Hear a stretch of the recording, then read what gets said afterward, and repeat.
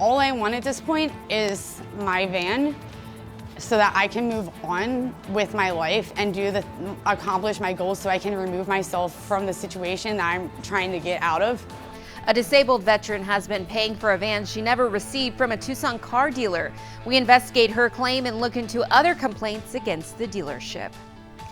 Good afternoon and thanks for joining us. I'm Danelle Confair. I looked into her claim as well as another veteran who had other issues with the Tucson car dealer. It's a story you'll see only on KGUN 9. After filing a formal complaint with the Attorney General's office, Emily Landsberg is still without a van and paying $422 a month. The dealership said they were going to make some repairs before giving her the keys. Those repairs have turned into months of waiting, only to be told they can't repair it. They've just placed me on another level and put me in a horrible position. Emily Landsberg says she had planned on living in the van, and since she never got it, she's been homeless. But at the same time, I shouldn't have been forced for 4 months to have to live that way when I should have had my van, which is my home. In a letter obtained by KGUN 9, the owner Dursal of Tucson Used Auto Sales and Gear 6 Motorsports says in part they lost sight of the true meaning of customer service and since have hired a new general manager.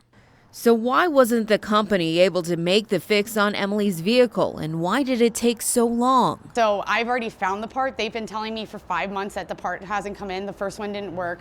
They went and picked up the van from this dealership that was telling me what was going on. And beyond that, it's a sensor, so you don't know what else is wrong with it. So I feel like it's also being delayed because they don't want to disclose what else is wrong. Emily was told in an email that the dealership couldn't fix her van, but instead offered to take it to somewhere of her choosing to get the repairs done and that they'll pay for it. After going to both dealerships and leaving several messages, the new general manager said he'd speak to me about how they were planning on solving Emily's problem and would only go on camera to tell me how they would do better in the future. We have implemented many new procedures to change our policy and the way that we're handling customers and vehicles prior to the customers coming to the lot. Unfortunately, Emily isn't alone in her complaint against the Tucson auto dealer.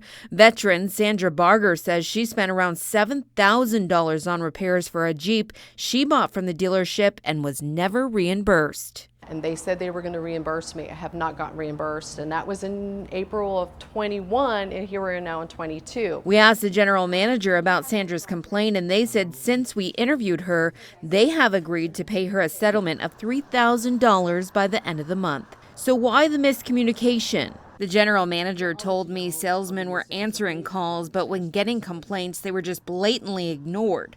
On top of that, he says their computer database had a glitch deleting some of their data on vehicles sold. Employees have disappeared. They don't work there no more. So when I call over there, they're like, oh, he's not here anymore. So it's kind of like pass the buck. While both veterans' problems haven't been resolved yet, 9 on Your Side plans to follow up with them and give you an update on what happens. We looked on the Better Business Bureau's website, and Tucson Used Auto Sales has an F rating with 6 complaints filed in the last year. If you're looking to buy a car from a dealership, the Attorney General's office says look up your vehicle's history, do your homework, and know your rights.